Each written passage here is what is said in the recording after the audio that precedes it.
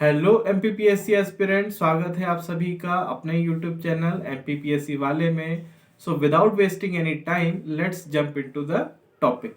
देखिए जी, पिछले वीडियो में हमने पढ़ा decline of Indus valley civilization या डिक्लाइन ऑफ हड़प्पा सिविलाइजेशन के बारे में। उसके पहले जितने भी वीडियोस हैं उन सारे वीडियोस में हम लोगों ने mature phase of Harappan civilization के बारे में पढ़ा। Mature phase of Harappan civilization कब से कब तक चला? Mature phase of Harappan civilization चला है 2600 बीसी से लेके 1900 बीसी तक। इसके बाद हड़प्पा का लेट फेज चालू हुआ, या जिसे हम post urban phase of Harappan civilization भी कहते हैं। कुछ पॉइंट्स पढ़ेंगे हम इसके बारे में, क्योंकि ये बहुत ही इंपॉर्टेंट क्वेश्चन है और एमपीपीएससी मेंस में 5 मार्क्स में आने के लिए क्वालिफाई करता है। तो चलिए पढ़ते हैं answer. This phase broadly covers the period 1900 BC to 1200 BC. देखिए जी, जब mature phase of Harappan civilization खत्म हुआ तो जब उसका डिक्लाइन आया, उसके बाद का जो पीरियड है हम उसे late phase of Harappan civilization कहते हैं, और उसकी डेट है 1900 बीसी से लेके 1200 बीसी तक, जिसे मैं पेन से मार्क भी कर देता हूँ। This phase is also known as sub Indus culture. ये भी एक बड़ी इंपॉर्टेंट चीज है। इस फेज को या लेट हड़प्पन कल्चर को सब इंडस कल्चर भी कहा जाता है, और हो सकता है इसे एमपीपीएससी प्री के पेपर में 2 मार्क्स में पूछ लिया जाए। तो अब हम पढ़ेंगे लेट हड़प्पन फेज के फीचर्स के बारे में। तो जो मैच्योर फेज के जो फीचर्स थे, जैसे कि systematic town planning, extensive brick work यानी जो बड़ी बड़ी बिल्डिंग्स बना करती थी, आर्ट ऑफ राइटिंग यानी हड़प्पा ने जो अपनी स्क्रिप्ट डेवलप करी थी, standard weights and measure system. जो मैच्योर फेज था हड़प्पन सिविलाइजेशन का, उस समय जो standard weight and measure system चला करते थे, साथ ही साथ जो डिस्टिंक्शन चला करता था between citadel and lower town यानी किला और निचले शहर के बीच में जो डिफरेंस हुआ करता था या डिस्टिंक्शन हुआ था, वो ये लेट हड़प्पन फेज में बिल्कुल मिसिंग था यानी डिसअपियर हो चुका था। तो हम एक पॉइंट ऐसा लिख सकते हैं, all the features of the mature phase such as systematic town planning, extensive brick work, art of writing, standard weights and measure, distinction between citadel and lower town were practically disappeared। जो भी premiere चीजें थी mature Harappan phase की, वो सारी late Harappan phase में disappear यानी खत्म हो चुकी थी, और उसके साइंस इतिहासकारों को कहीं भी नहीं मिले हैं। सेकेंड इंपॉर्टेंट पॉइंट पढ़ेंगे, some trades of late Harappan culture are found in Pakistan, in central western India, in Punjab, in Rajasthan, in Haryana, in Jammu Kashmir, in Delhi and western Uttar Pradesh. तो हमें इसकी लोकेशन बताना बहुत जरूरी है कि जो लेट हड़प्पन कल्चर था, इसके साइंस या इसके सिंबल्स या इसके ट्रेड्स या इसके चिन्ह कहाँ कहाँ पे मिले हैं। तो इनके चिन्ह मिल चुके हैं पाकिस्तान, जैसे पाकिस्तान में स्वात वैली के आसपास लेट हड़प्पन फेज के चिन्ह या सेटलमेंट्स मिल चुके हैं, जहाँ पे लेट हड़प्पन कल्चर हम कह सकते हैं कि वहाँ पे ग्रो हुआ था। फिर सेंट्रल वेस्टर्न इंडिया में लेट हड़प्पन कल्चर के कुछ चिन्ह मिल चुके हैं कि यहाँ पे लेट हड़प्पन कल्चर के लोग रहा करते थे। फिर पंजाब में भी मिल चुके हैं, राजस्थान में भी मिल चुके हैं, हरियाणा में भी मिल चुके हैं, जम्मू एंड कश्मीर में भी मिल चुके हैं, दिल्ली और वेस्टर्न उत्तर प्रदेश में भी ये लेट हड़प्पन फेज के कुछ सेटलमेंट्स मिल चुके हैं। सेटलमेंट्स यानी जहाँ पे रहते हैं, बस्ती हम उसे कह सकते हैं। तो लेट हड़प्पन कल्चर की जो बस्तियां हैं वो Pakistan, central western India, Punjab, Rajasthan, Haryana, Jammu Kashmir, Delhi और वेस्टर्न उत्तर प्रदेश में मिल चुके हैं। एक और इम्पॉर्टेंट पॉइंट है लेट हड़प्पन कल्चर का कि वो प्राइमरीली चैल्कोलिथिक था।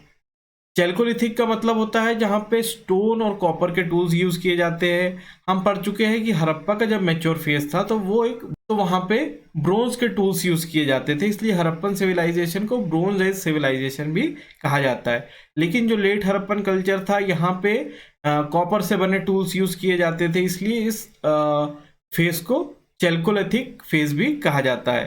The late Harappan culture are primary chalcolithic in which the tools of stone and copper use. ये बहुत ही एक इम्पॉर्टेंट और याद रखने वाली बात है कि लेट हड़प्पन कल्चर में जो टूल्स और इम्प्लीमेंट्स यूज होते थे वो कॉपर और पत्थर से बने यूज होते थे।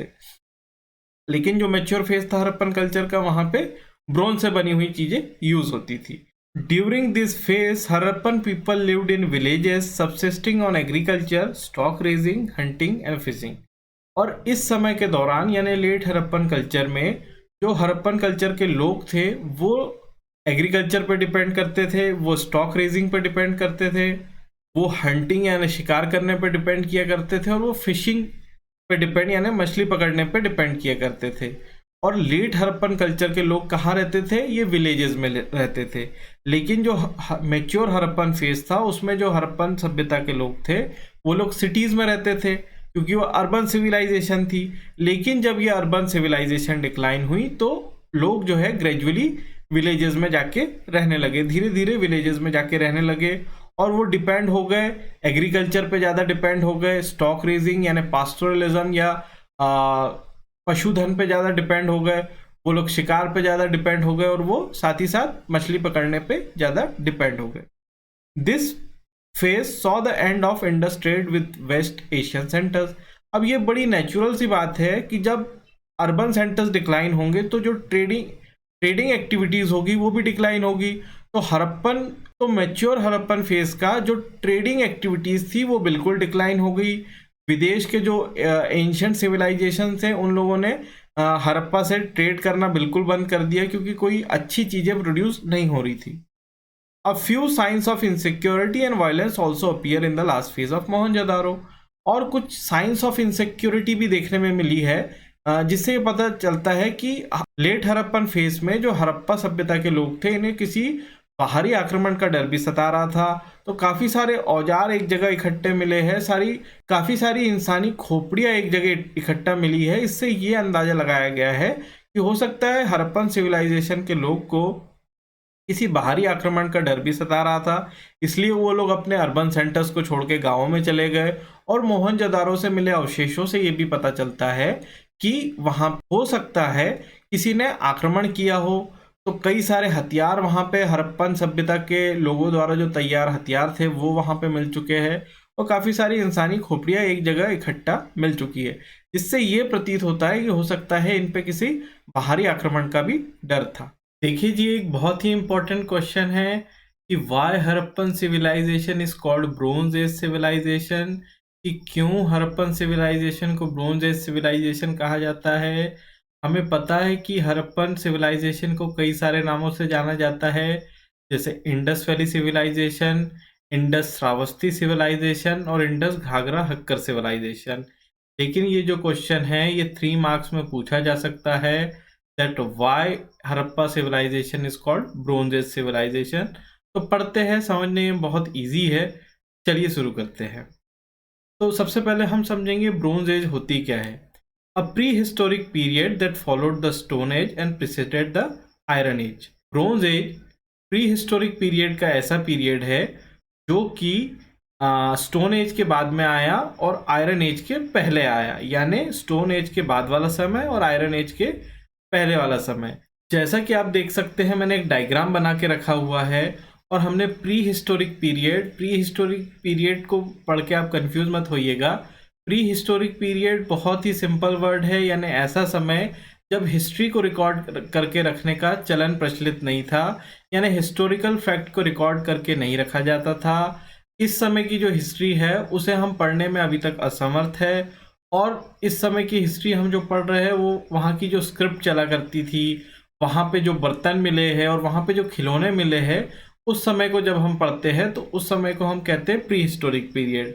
जैसे MPPSC में मेंस के पहले प्री होता है, ठीक वैसा ही हिस्टोरिकल पीरियड के पहले प्री हिस्टोरिक पीरियड आता है, जहाँ पे ऐतिहासिक तथ्यों को लिखने की कला का प्रचलन नहीं था, या ऐतिहासिक तथ्यों को लिखने का प्रचलन जिस समय नहीं था, और उस समय का इतिहास हमें पता चलता है वहाँ के बर्तनों से, वहाँ की खुदाइयों से, और वहाँ पे जो भाषाएं प्रचलित थी उससे। तो आप देख सकते हैं प्री हिस्टोरिक पीरियड को हमने 3 पार्ट्स में डिवाइड कर रखा है। एक है स्टोन एज, देखिए एक है स्टोन एज।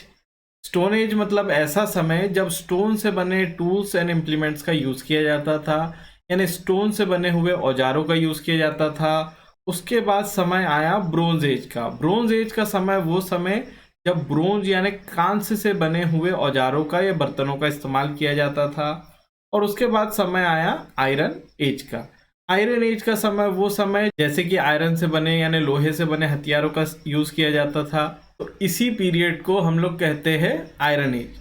लेकिन स्टोन एज के बाद वाला और आयरन एज के पहले वाला जो समय है वो ब्रोंज एज का समय है, और इंडिया में ये ब्रोंज एज कब से कब तक चली हम ये पढ़ते हैं।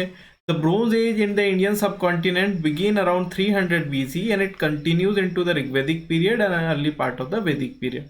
इंडिया में जो ब्रोंज एज चली है ये चालू हुई है 300 BC से और ये खत्म हुई है अराइवल ऑफ आर्यन यानी जब वैदिक पीरियड इंडिया में चालू हुआ अराउंड 1500 BC से। लेकिन हमको पता है जो हड़प्पन सिविलाइजेशन है इसका जो मैच्योर फेज था वो था 2600 BC से लेके 900 BC और इसका जो लेट हड़प्पन फेज था वो था 1900 BC से 1200 BC। यानी इस ब्रोंज एज के युग में हड़प्पन सिविलाइजेशन का ओरिजिन भी हुआ, हड़प्पन सिविलाइजेशन मैच्योर भी हुई और हड़प्पन सिविलाइजेशन डिक्लाइन भी हुई और हड़प्पन सिविलाइजेशन का लेट फेज भी आ गया। तो इसी समय को हम कहते हैं ब्रोंज एज। अब मैं समझता हूँ कि आपको ब्रोंज एज का मतलब समझ में आ गया होगा। अगर आपको फिर भी नहीं समझ में आता है तो आप कमेंट करके मुझे पूछ सकते हैं, मैं आपको बता दूंगा। अगर आपको हमारे वीडियोस अच्छे लगते हैं तो प्लीज इसे लाइक कीजिए, शेयर कीजिए, सब्सक्राइब कीजिए और बेल आइकन को प्रेस करना ना भूले जिससे आपको रिसेंट वीडियोस के नोटिफिकेशन मिलते रहे। Thanks for watching.